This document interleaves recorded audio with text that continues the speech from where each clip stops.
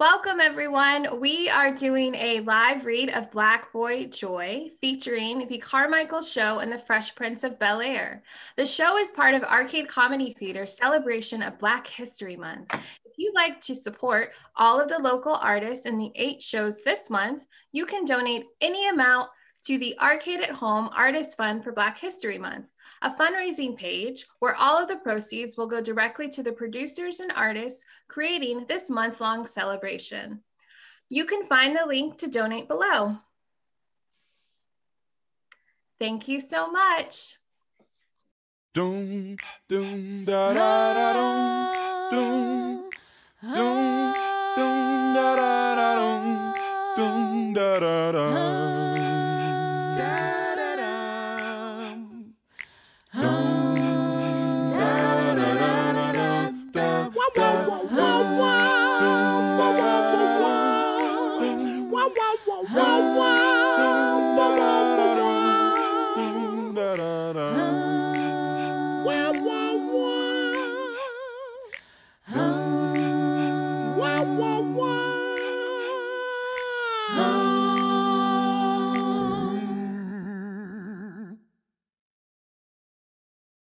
The Carmichael Show.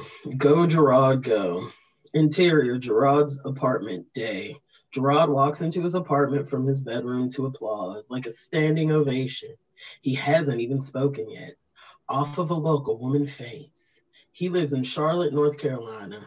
His apartment could definitely use a woman's touch. Black leather couch, white walls with a picture of Michael Jordan, a large television, a PlayStation 4, business school books. He turns on Taylor Swift's You Belong With Me.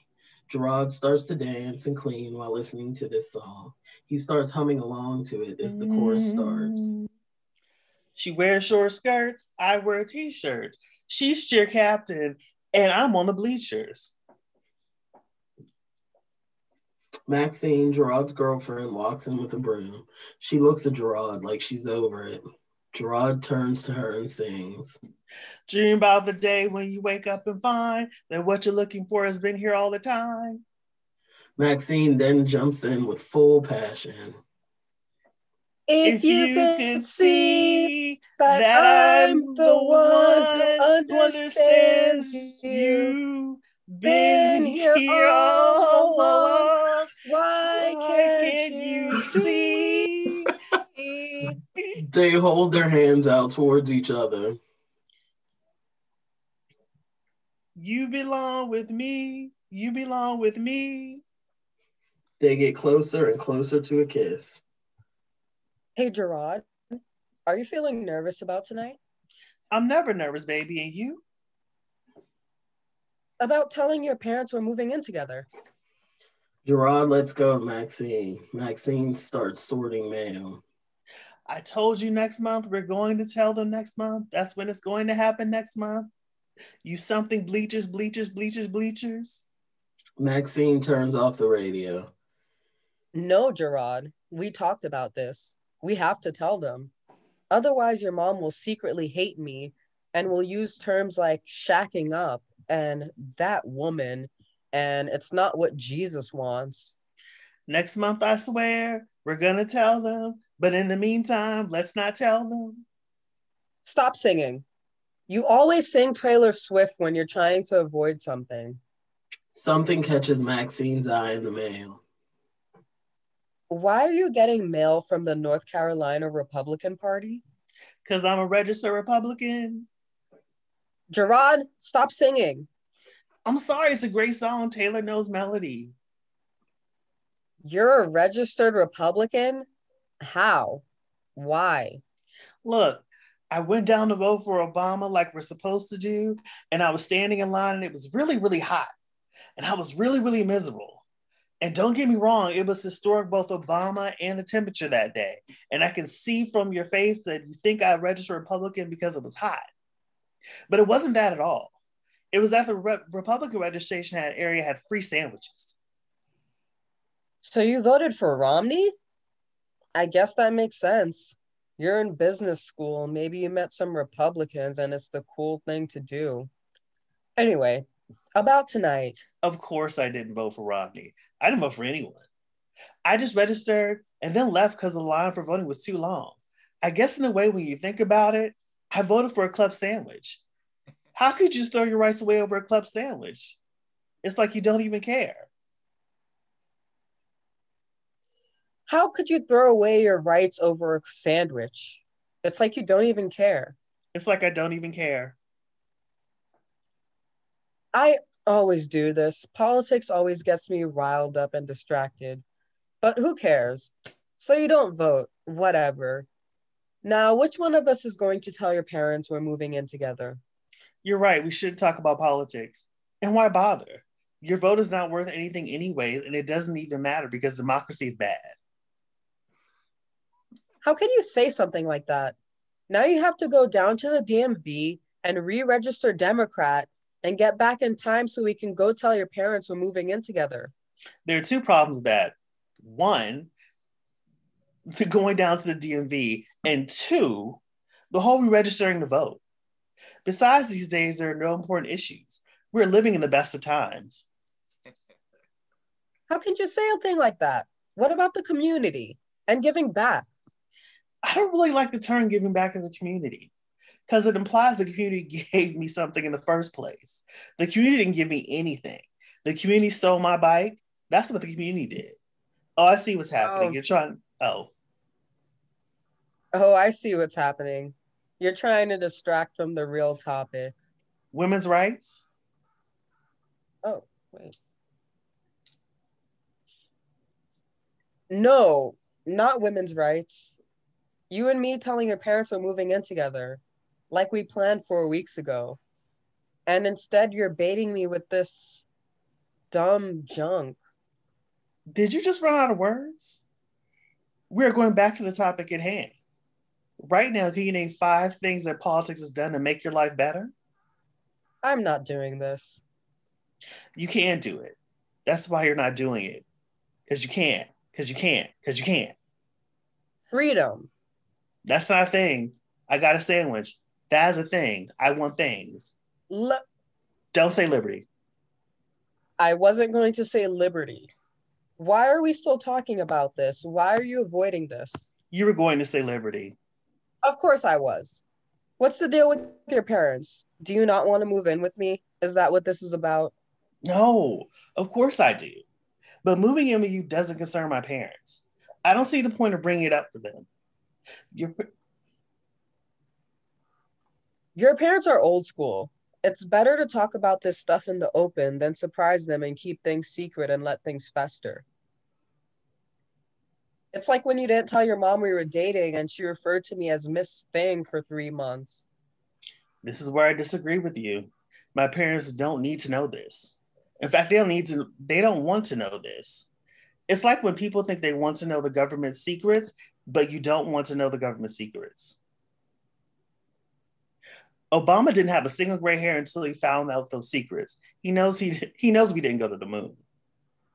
Stop filibustering our relationship.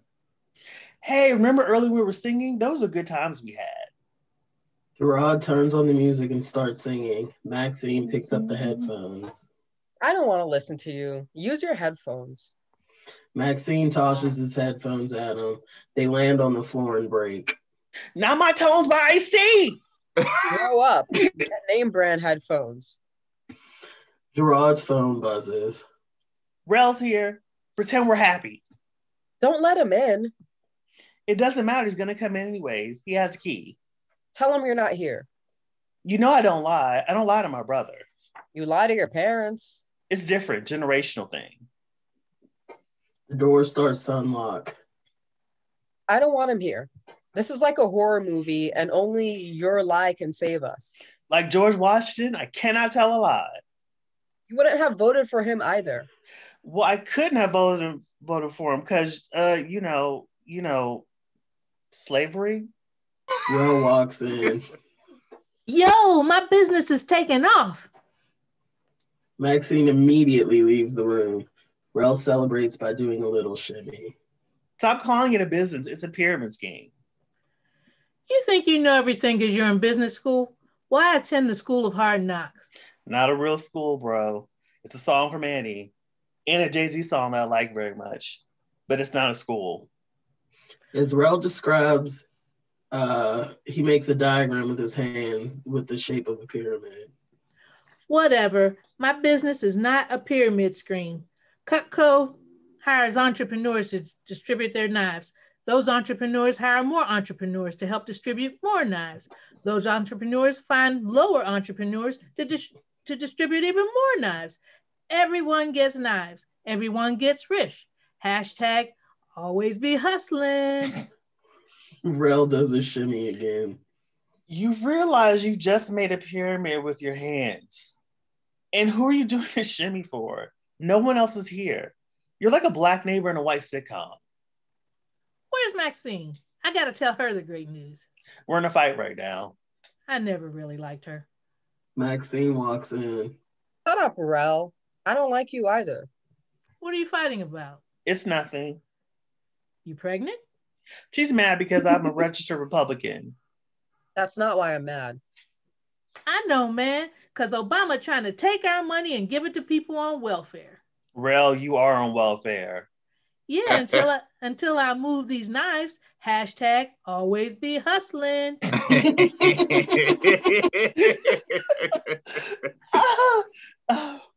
It's good to see you and your brother share the same views. Yeah, we two peas in a pod. We share a brain. You should start entrepreneuring these knives with me. The Carmichael boys. Oh, I'm going to register immediately, and we'll tell my parents tonight. Thank you. They kiss. As they walk out, Rel touches Maxine's belly gently. It's gonna be all right. I'm not pregnant, Rel. Rel stares at her, looking her up and down. It's gonna be a girl. Cut to exterior DMV later. Gerard and Rel fill out forms to register Democrat. People behind the desk are wearing Democratic Party t-shirts. See, you don't just get steak knives. You also get a paring knife, a tuning fork, a carving fork, a trimmer, a petite carver, which gives you total control over the littler meats. What littler meats? Your Cornish game hen, your petite filet, your petite ribeye. You're making a pyramid with your hands again. Damn it, I gotta stop doing that. Maxine wants to talk to mom and dad about us living together. That's a terrible idea. They'll come back to you with all their opinions, like when they told me I shouldn't lease a Mercedes G-Wagon just because I live with them. That's what I think. Get a home first. But I agree. It's like I'll be inviting mom and dad into our relationship. But then I'll hurt Maxine's feelings that she won't want to have sex with me. You can say that you love her. Stop talking to me like a child. It's okay, little Gerard. Do you think we should tell mom and dad? Hell no. Keep it a secret. Let them find out on their own. They'll never leave that house anyway. That's what I think. Maxine is great. Love of my life, brilliant lady. But sometimes she's just a real dumb idiot. You did air quotes when you said love, just pointing it out. Of course I love her. I'm just uncomfortable saying it in front of people that aren't her. Also her sometimes. I have some real issues. Rel puts his arm around Gerard. Of course you do. You're a Carmichael boy. Gerard shakes him off. Rel and Gerard finish and hand the forms in. They turn to leave. They pass the tent that says GOP registration on it. There's a Beats by Dre box on the table. Yo, Gerard, check this out. Get a chance to win Beats by Dre if you register Republican today. What? Exterior Joe and Cynthia's house evening. Gerard and Maxine go up the front steps.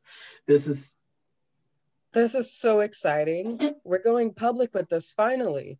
Oh, about that. We're not going to talk about moving in at all. What? Okay, pretend you're happy. Gerard rings the doorbell before she can respond. Cynthia opens the door. Hey! Ah. Interior Joe and Cynthia's living room evening. Gerard and Maxine sit in front of two TV trays. There are two other TV trays next to them.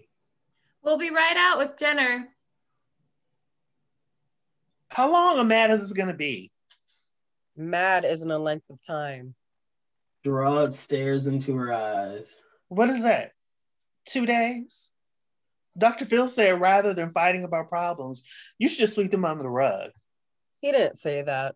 It's like with dead bugs. You kill a bug and you sweep it under the rug, and a couple days later, it's just gone. Is that where those come from? Stop doing that. It's disgusting. Oh, you've been cleaning that? I thought there was like a bug tooth fairy. You know what? You don't control me. I'm not your girl puppet. If you don't bring it up, I'm bringing it up. I don't care what you say. Don't you dare, because I will strike down upon thee with great vengeance and furious anger for those who attempt. Joe and Cynthia walk in carrying food. Mommy, that smells yummy. Joe wears an Obama t-shirt that features Obama as Neo from The Matrix. It reads, "I am the one." What is that on your plate, Dad? Ribs with a nacho cheese dipping sauce. You just had bypass surgery. It's like you're trying to commit suicide. No. Now, wait. What happened was I was eating some ribs and I had this nacho cheese dipping sauce, you see, and I thought, well, hell. Joe combines his hands. He did that. Why are you proud of this? What happened to sticking around for your family? You're literally out of breath, and all you did was walk from the kitchen. Whew. Now, that's a lot of cheese. All right, I'm going back in. We love you, but we can't watch you do this to yourself. Joe sticks his fingers into the nacho dipping cheese sauce and licks them off. That was just aggressive. So you all said you had some big news. We did to have some news, didn't we, Gerard? Fine, Maxine, I'll tell them. I'm a registered Republican.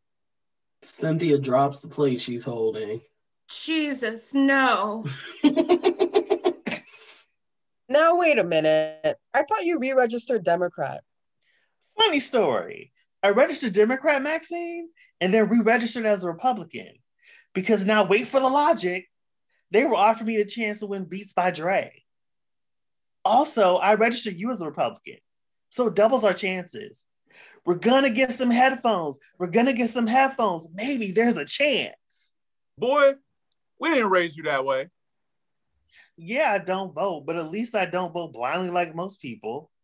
I mean, for being honest, do any of you even know why you voted for Obama? And you cannot use the words hope or change or Michelle. That's not what we're here to discuss. Obama is a good president. He is a good man. Okay, that's nothing. Care to elaborate?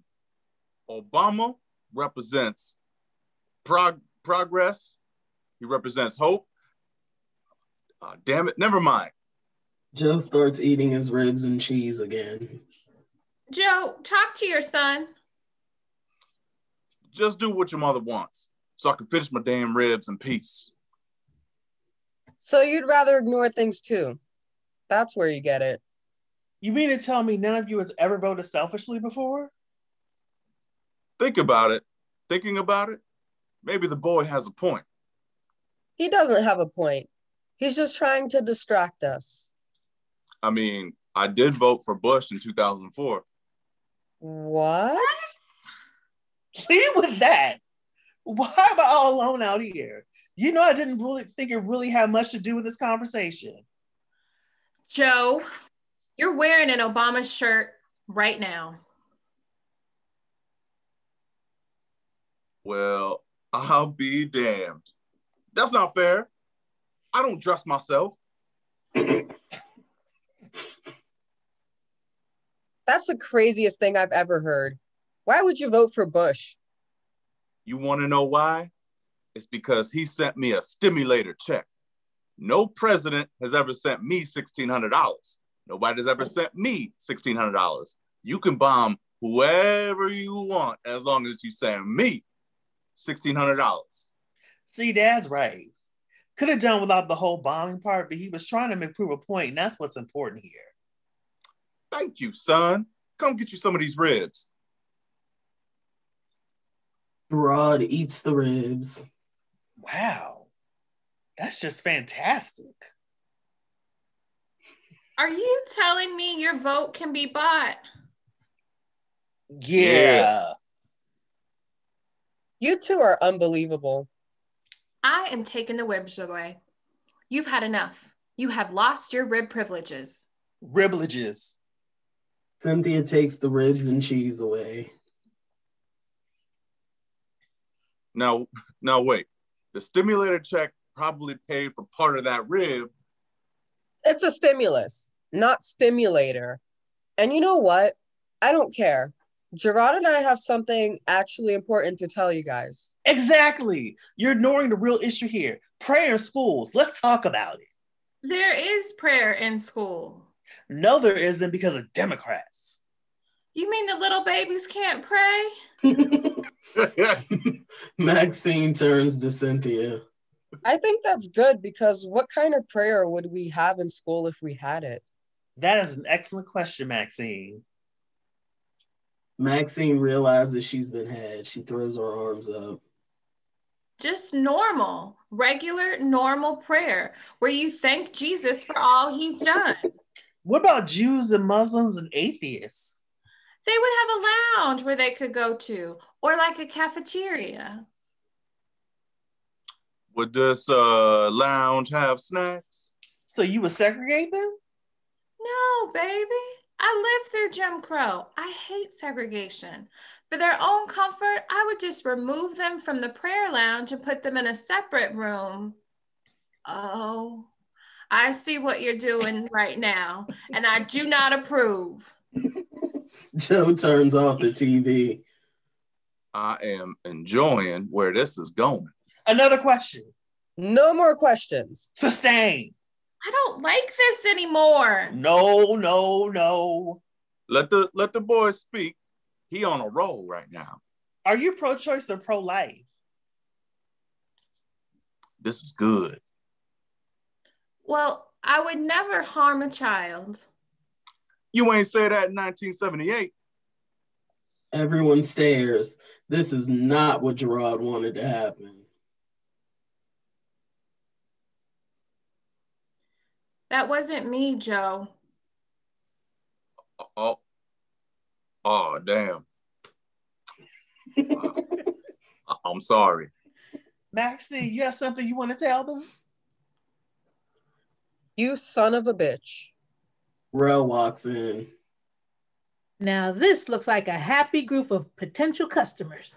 Well, not now. Cynthia leaves the room and slams the door to her bedroom. Are you eating ribs, I see? Let me cut that bone in half. Rel then removes the knife and cuts the rib. Right on through, as if that bone was butter. This knife could be yours for $35.99, or if you agree to sell knives to 10 other people. Joe gets up and goes into the other room. I need to make a sale. My sponsor Karen is freaking out. She says if I don't get 10 other people by next week, the whole thing could fall apart. She's in danger of losing her RAV4. I'm starting to think this is some sort of triangular scam. Gerard and Maxine leave. I just thought things would be great after high school, but every day brings a new struggle. Rel looks at his knife and then at the ribs.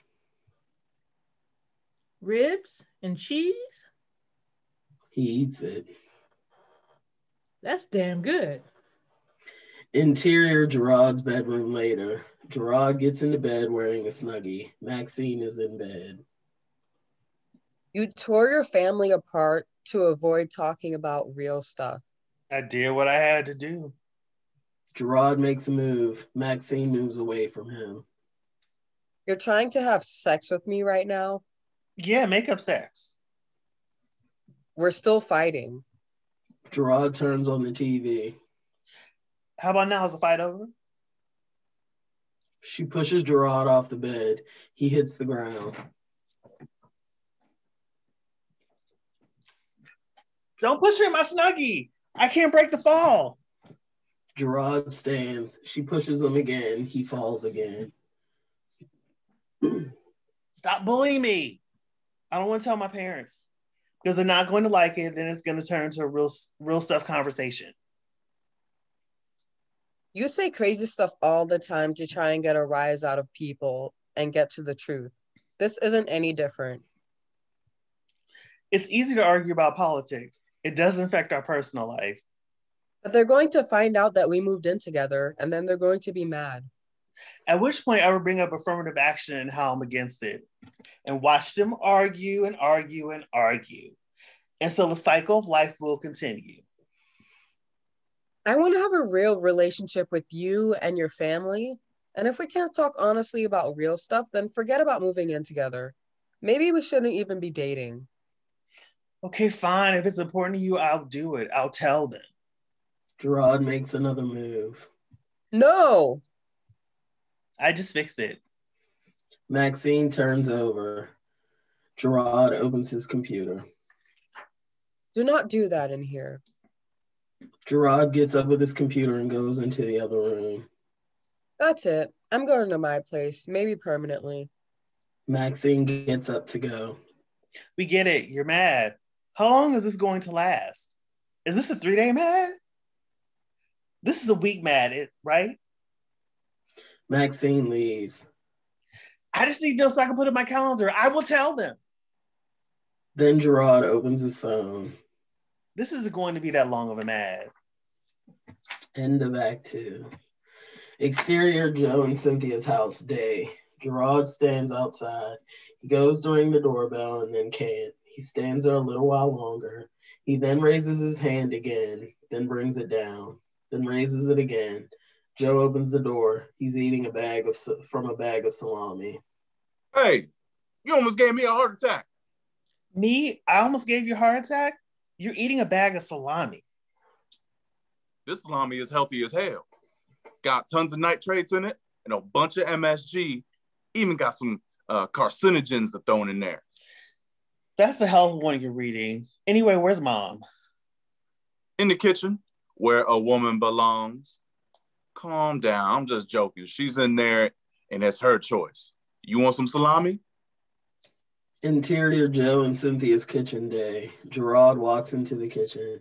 Cynthia's reading a Joyce Meyer Bible-based self-help book. Hey, Mom. Hello.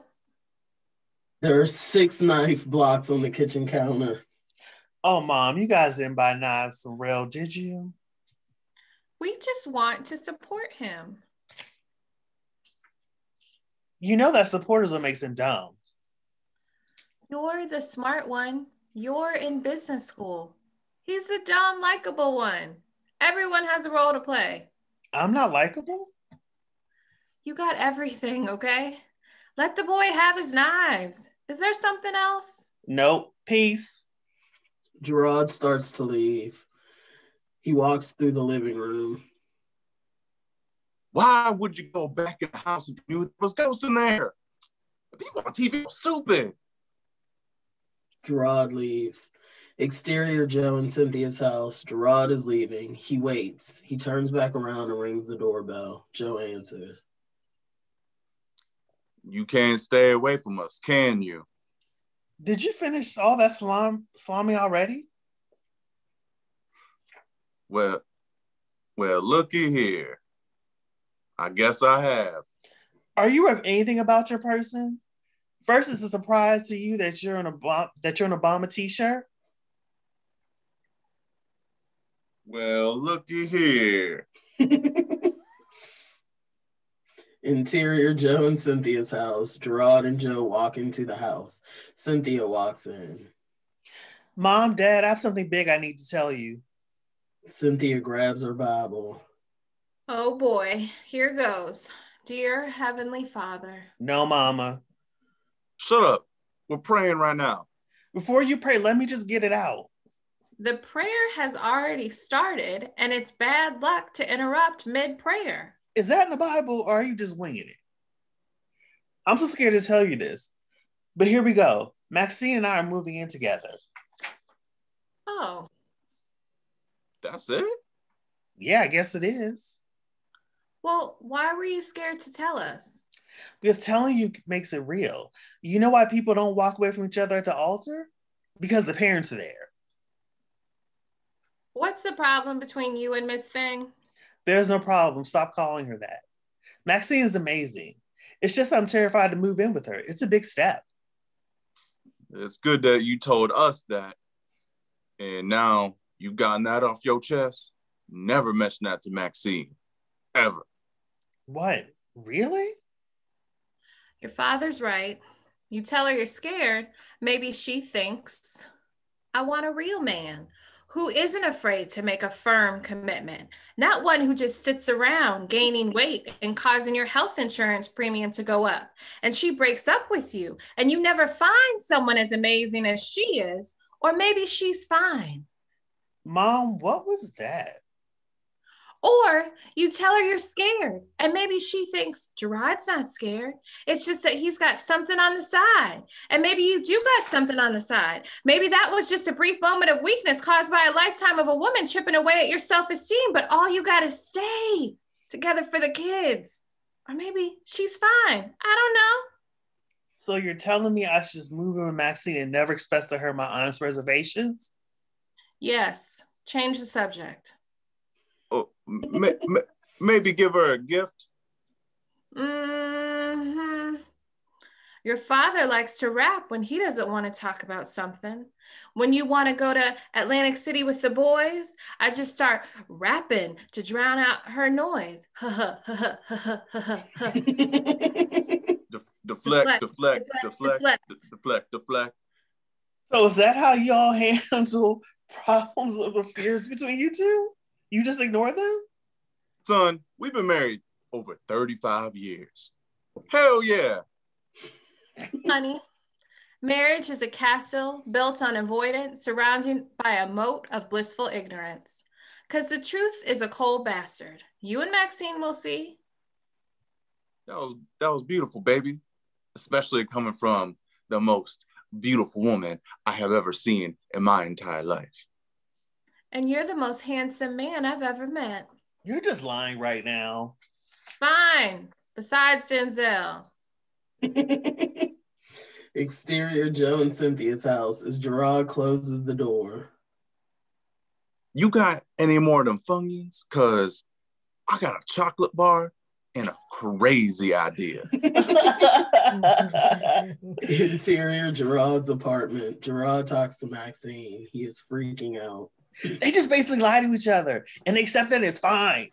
They said to me their entire marriage is built on a castle of avoidance and a moat or something. My dad seemed to casually admit to an affair which my mom didn't seem to care about, which was weird. And I don't know, I'm so confused.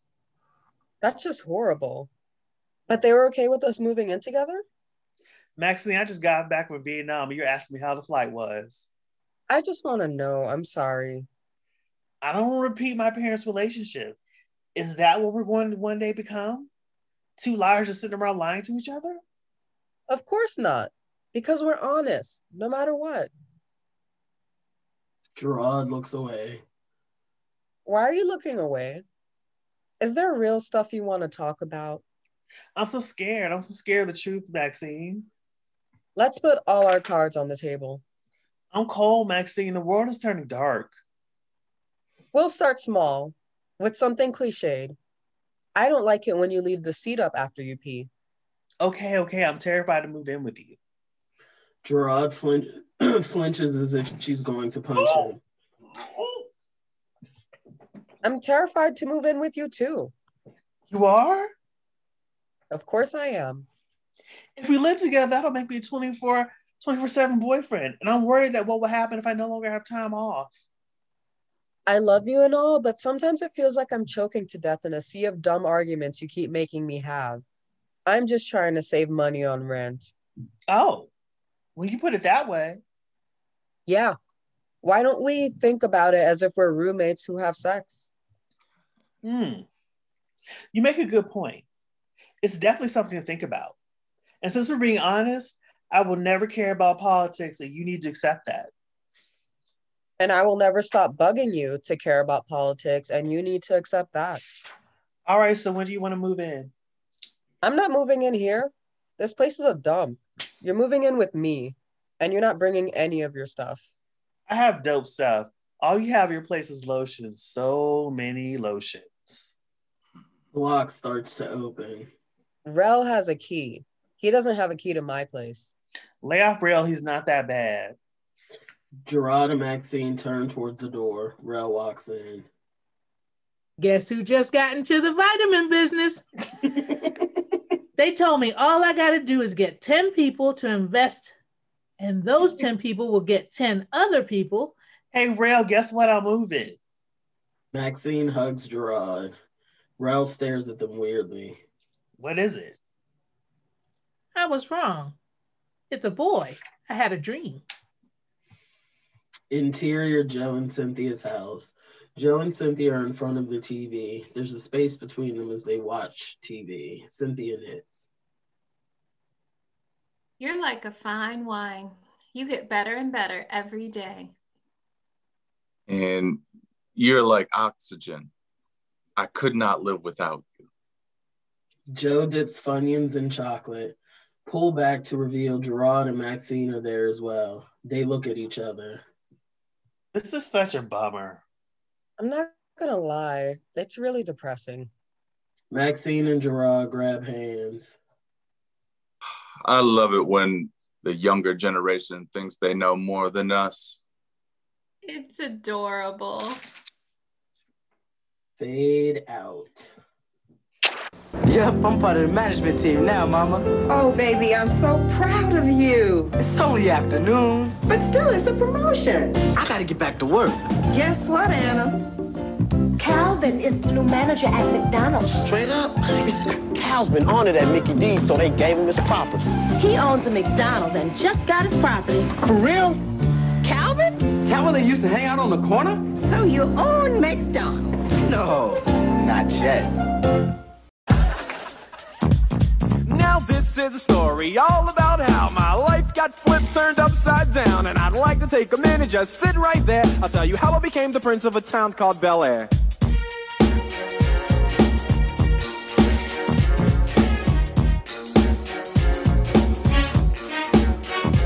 In West Philadelphia, born and raised, on the playground is where I spent most of my days. Chilling out, maxing, relaxing, all cool and all, shooting some b-ball outside of the school, when a couple of guys who were up to no good started making trouble in my neighborhood. I got in one little fight and my mom got scared and said, "You're moving with your auntie and uncle in Bel-Air." I whistled for a cab, and when it came near, the license plate said fresh and it had dice in the mirror. If anything, I could say that this cab was rare, but I thought, man, forget it, yo, home's the Bel-Air.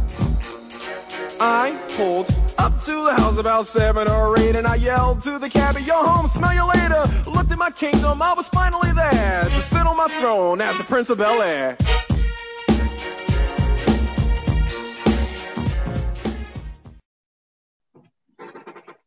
Fresh Prince of Bel-Air, knowledge is power. Act 1, interior living room. Jeffrey is dusting with a feather duster. He turns on the radio. It's a classic music station.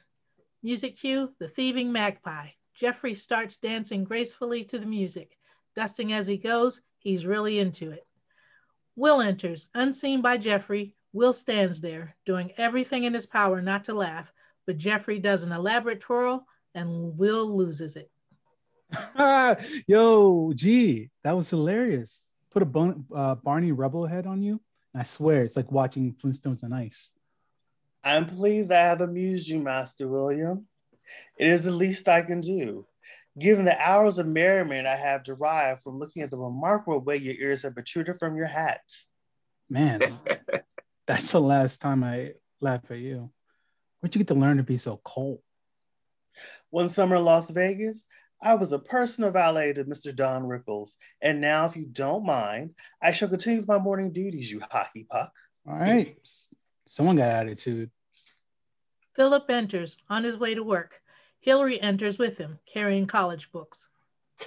So anyway, Tony's coming over. We're going to study for our history midterm together. She really needs some help. She's not doing well? Daddy, Tony is a dear, dear friend of mine, but she lacks concentration. I mean, she totally gave up on Twin Peaks. Yo, Uncle Phil, have you lost a few pounds? You're looking chiseled. So what do you need the car for? A Public Enemy concert. Jazz got 2 tickets. Well, every time Jazz sets foot in that car, he leaves a small collection of chicken bones behind. Don't worry. We'll have ribs tonight. Daddy, I wanted to use the car tonight. I'm going downtown to a world peace benefit hosted by Steven Seagal. Hillary, I asked first. I guess you're right.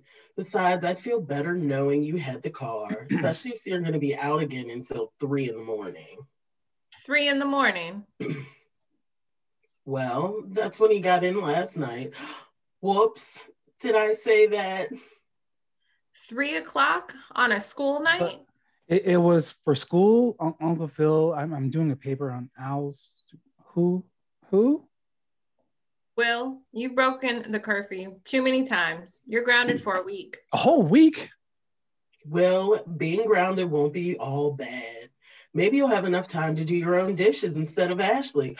Whoops again. 2 weeks. I'm grounded for 2 weeks? That's right. You are to stay home and you're not going near that car. Can he still run it to Jazz? Whoops, whoops, whoops. Let's make it an even month. Philip gives Hillary the keys and exits. Wow, I don't even know my own strength. Hillary exits. Revenge. Interior living room. Hillary is getting her books together. Jeffrey enters with Tony. Ms. Tony. Jeffrey exits. Hi, Tony. Hi, sorry I'm late. I saw a lady wearing a sweater so ugly that I was forced to pull over and yell at her. Vivian enters. Hi, Tony. Where are you two off to? The library. Big history exam. How did your English midterm go? I think I did great, Mom. I think I failed it. Oh, will you cut it out? You always say you failed, and then you get your test back and you always get a D. You're right. I probably did fine. Okay. Well, have a good time at the library. Bye. Vivian leaves. I thought we were going shopping. Oh, we are. I was just saying that to her. Come on. They exit. Will's head pops up from behind the couch. What's this I hear? Hillary lying to mommy? I feel a revenge is in my reach. This is a job for Sherlock Homeboy. Will goes back down behind the couch and we cut to UCLA dorm. Will passes through the hallway. He takes out a small recorder. 200 hours. Bike not fast enough to keep with Volvo. Here at Tony's dorm room to try to determine where the suspects have gone shopping. Let's see what happens. He knocks on the door. 2 bouncy, bubbly co-eds answer the door. Hi. Hi. Is this Tony Gowan's room? Yeah, we're her roommates. I'm Kimmy. I'm Cindy. I'm Will. Hi, Willie. No, just Will. Oh. Well, can we get you something, Will? No, actually, I'm trying to find Hillary Banks. There's been a family emergency. Oh. We have Pepsi. No, thanks. I just need to find Hillary. Sorry. We don't know her. Yes, we do. You know Tony's friend? Oh, yeah, duh. I just haven't seen her around much since she dropped out of school. Oh, that's right. I forgot. Hillary dropped out right around last week. That's right, last week. No, Kimmy. Hillary dropped out after the first week of school. That's right. Duh. Earth to Kimmy. So this family emergency, is it like a big one? Oh, it's even bigger than I thought. Oh. Interior living room evening. It's cocktail hour. Everyone but Hillary is there. Looks like I'm going to be pulling another all-nighter. I have to get my index cards ready together for the big debate match next week. What's the subject? When President Bush said he would never raise taxes, was he lying or just kidding? Well, that's kind of a brain teaser. What position are you taking? I say he was kidding. The president has an excellent sense of humor. He does? Sure, look who we got to pick to be vice president. Hillary enters. Will smiles a big smile at her. Sorry I'm late. Time flies when you're studying. Ain't that the truth, Ruth? How was your day, sweetie? It was great. I got a lot of work done on my physics research paper. What? I was just thinking of a funny thing that happened today. What are you talking about? Oh, how soon they forget. Okay, I'll explain. All right. So today, after school, I went to UCLA, sat in the back of Hillary's physics class. You did? Yeah, you remember. After all, you were in the class, right? That's right. You did. Yeah, and you remember when that funny thing happened? Oh yeah, that funny thing. Yeah, tell them about it. Well, while I sat in the back of my intro physics class and while he was there, Will, you tell it so much better. Well, okay, I snuck up behind Hillary, and well, her head must have been so full of hard work because she saw me and she was like, she said my head looked like the basic elements of physics. What was that term again, Hillary? A quark, right? Right, exactly. I said his head looked like a quark. Or was it a neutron? Right. No, it was definitely a quark. Oh, of course. I don't know what I was thinking. Well, that was a real scream, Will. Jeffrey enters. Dinner is served. Exit all but Hillary and Will. All is polite until the rest of the family is out of sight. Suddenly, Hillary grabs Will by the collar. What do you know? First off, I know that the basic element of physics is matter. And I guess if you're going to write a research paper, you probably should know what they taught you on day one. How did you find out? Well, I have my methods, and it helps that Tony's roommates have a combined IQ of a raisin. Well, this is a secret. You cannot tell Mom and Dad. I don't think you're in any position to tell me what I can and can't do, Miss Thing. I'll do anything you want. Just name it. Oh, so, well, thanks to you, I've been running for next month, and all I want is for you to make the month as pleasant as possible. It's that simple.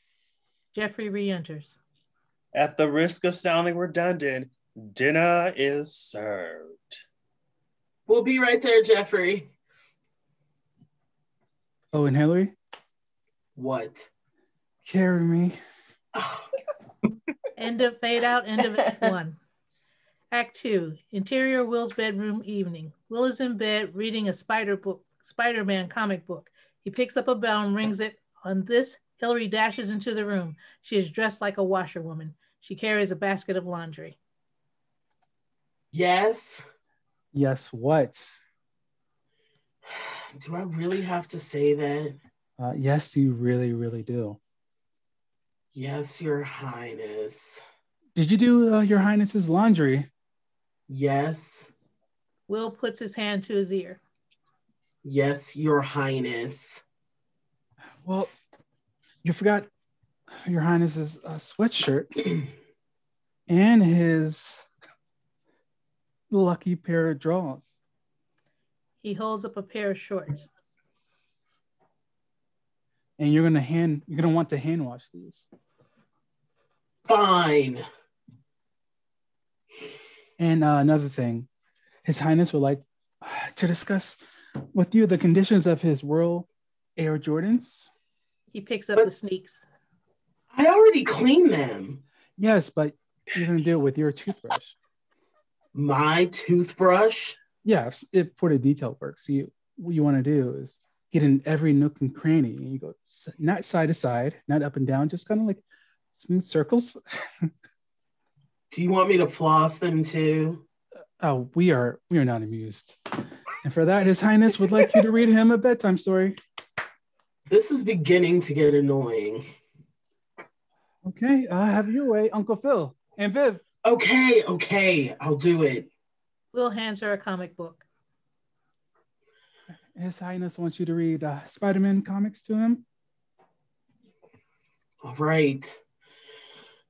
The yellow box says, high above Manhattan, and Spider-Man goes, my spider senses are buzzing like a beehive. Hillary, His Highness wants you to describe everything in the picture. Can't you just look at it? Uncle? I was just asking. Okay. He's sitting on the edge of a building and there was wavy lines coming out of his head. So what? He's hot or his head smells or something? That's a Spidey sense. Go on. Okay. And there's also something coming out of his wrist. Ugh. Is this like the guy you don't want to be standing next to at a party or what? Anyway, Spider-Man goes, you never know who you're going to run into in this town. And this fat guy in a really bad suit grabs him and goes, Spider-Man, at last we meet again. Yeah, that's Dr. Octopus. His voice is much deeper. And give it a try. At last we meet again. And raspier. At last we meet again. Come on, give it all you got. Come on. At last we meet again. Happy? Well, anyway, the red guy shoots the gross stuff out of his hands. And what sound does that make? It says here, THWPP. There's no such word, so I'll move on. Uncle Phil? Okay, flip. You have amazed us. His Highness is now tired. Anyone like to go to bed? Thank God. But first, His Highness would like to be tucked in. You're kidding. No, of course not. I am. Of course I am. Uncle Phil. Okay. She tucks him in. Nice and tight. Get in there. Not too tight. Wouldn't want you to suffocate. Hillary, before you go, we want to hand you this. It's a list of all the things I want you to do tomorrow. Like at dinner. What? Like what? Please, we do not wish for you to read it in our presence. Be gone. Hillary exits. Will waits. He hears Hillary scream. Will smiles, and we cut to internal living room. Moments later, Carlton is at the desk with a tall stack of books. He looks up something in the encyclopedia. Hillary crosses with Will's lucky sweater in a basket. Carlton, I'm living a nightmare. Hillary, I'd love to talk to you, but I'm staring down the barrel of an all-nighter. Please, Carlton, I need help. I'm coming to you because I know you know how much you don't like Will. Will Smith is a fine young man. Oh, come off it, Carlton. You're talking to me now. We've let Will wreak havoc in our lives for too long, and now I think it's time we band together against him as brother and sister. What have you got in mind? Well, that's what I need you for. I don't have any plans. I just want to punish him. I'm very vindictive. I'm just not imaginative. Hillary, whether or not I want to punish Will, and for the record, I have not come out pro or con. Why are you so mad at him? All right, it's kind of a long story, but you have to promise not to tell anybody. Sure. Well, first of all, I dropped out of college. Hillary! I know. Mom and Dad are gonna kill you. I know. But the worst thing is, Will found out, and now he's using it to make me do all kinds of humiliating things. Like what? He's making me clean his Air Jordans. Really? It gets worse. I have to hand wash his lucky drawers. Oh, disgusting. And this is his latest. He gave me a list of embarrassing things I have to do at dinner tomorrow night. That's awful. Is he making you clean his room? No. Will you clean mine? Carlton! I'm sorry, Hillary, but this is too good to be true. Why should Will have all the fun? Why, you little... Dad! I hate you. Be that as it may. Carlton hands her his index cards. I want these debate cards typed by tomorrow morning, double-spaced. Carlton exits. Ashley enters. Hi, Hillary. Will you read me a bedtime story? That's right. Jump on the bandwagon, you blood-sucking little snitch. Hillary exits. On Ashley's confused look, we cut to interior living room evening. The family is sitting having cocktail hour before dinner. Today was career day, and Teresa's dad came in to speak to us. What does he do? Cher's knows. Oh. He's a plastic surgeon. Well, that's very nice, Ashley. Hillary, how was school today? Fine. Hillary, your mother's just interested. It's all right. She's in the middle of midterms. She's a little nervous. Oh, she's never so right. Hillary shoots Will a look as Jeffrey enters. Dinner is served. They start to exit. Will calls to Hillary before she leaves. Well, Hillary. She stops. Will and Hillary are alone. What? Have you memorized that little list I gave you of all the things to do at tonight's dinner? Yes. Well, just to be on the safe side, let's have a little pop quiz. So whenever Uncle Phil wipes his mouth with his napkin, what are you going to do? I compliment you. Yeah, and did you memorize the list of compliments? Yes. Okay, very good. Now part 2. Whenever anyone says Hillary, what do you do? I bark like a dog. Excellent. See you at dinner. Well, if you have an ounce of compassion, you'll let me off the hook. That's a good point. Nah, let's do it anyway.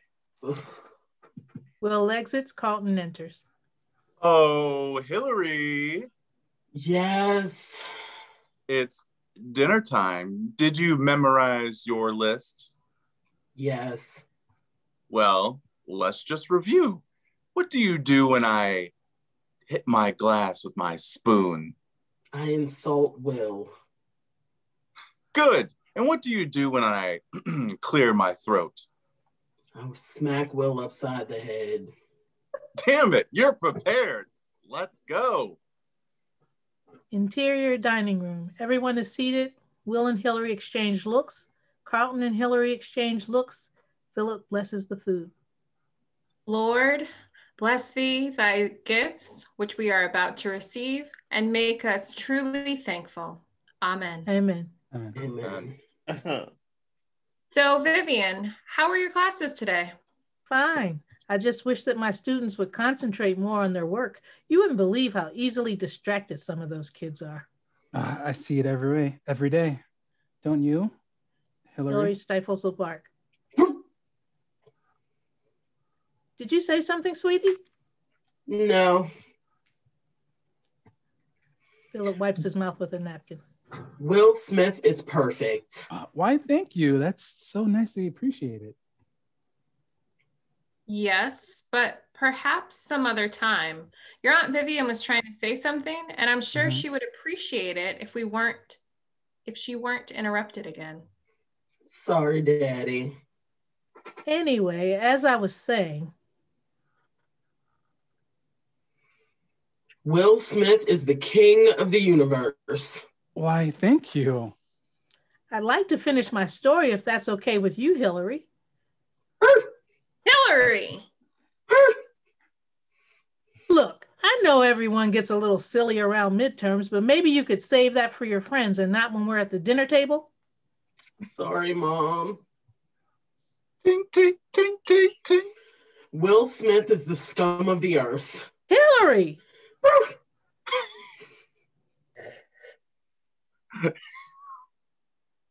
Oh. However, Will Smith is the pinnacle of manliness. Hillary! All right, what on earth is going on here? All right. I can't take it anymore. I dropped out of school. There. You what? When did this happen? 3 months ago. You've been lying to us for 3 months? Let me explain. There's no explanation. How could you do this? You know how important education is. I know. I've been hearing that my whole life. Do you know what that's like? I was sitting there in class knowing I could never catch up to you. I mean, you're this college professor, and Dad was at the top of his class at Princeton. You guys put too much pressure on me. Don't put it on us. If you weren't ready to go to college, you could have told us. There's no excuse for lying to us. I can re-enroll next semester. I just needed some time off. You're going to get some time off. Tomorrow, you're going to go out and get a job and pay us back every dime we gave you for tuition and books. A job? Young lady, a lot of people would die to have the kinds of opportunities that you've had. And we're not about to pay for a college education until you can appreciate it. Is that clear? Yes. Thanks a lot, Will. Hillary gets up from the table. We cut to living room. Ashley and Hillary are circling help wanted ads. Secretarial position. Typing? With these nails? I don't think so. She crosses that ad out. Here's one. Girls, girls, girls. Cash, cash, cash. Hillary, do you know how to dance? Why don't I take it from here, Ashley? Ashley leaves as Will and Carlton enter. Hi, Ashley. Or Hillary. I'm not talking to you. If it's any consolation, we've both been grounded for blackmailing you. Yeah, that pretty much says it for my calendar year. You deserve it. Look, straight up, I didn't know you were going to break like that. I mean, you're always walking around like nothing bothers you. I guess I went a little too far, and I just wanted to say I'm sorry. Yeah, now. An hour ago, you were ready to tell on me. Hillary, I would never tell you. Really? Yeah. You too, Carlton? We're dealing in hypotheticals. I was going to play it by ear. Off Will and Hillary's glaring at him. Fine. I wasn't going to tell either. Does that little placebo make either of you feel any better? Carlton leaves. I'm just curious about something. Hillary, let's say Aunt Viv and Uncle Phil never found out. Like, what were you going to do, say, around graduation? I don't know. That would not have been a good week. You're going to hate me forever, right? Well, that was one option. But then I thought about it, and well, I guess I brought this whole thing on myself. I mean, if I hadn't gotten you grounded, you wouldn't have blackmailed me. So I learned my lesson and we're even. All right. That's decent, Hillary. Will gets up to leave. Oh, before you go, as my last official act of servitude, I did finish your laundry. She points at the laundry basket. I can't believe I made you do that. I'm so sorry. It's okay. What's done is done. Will looks into the basket. His face contorts in horror. Hillary, my lucky drawers. He holds up his shorts. There's a huge iron burn across them. Hillary cracks up, runs out of the room. Will chases her out, and we fade out. The end. Thanks for joining us. Remember to click the donate link to support our Black History Month artists. Individually, we are Mary, Nia, Tyler Ray Kendrick, Ryan, Stacy, Gladys, Derek. Hashtag always be hustling.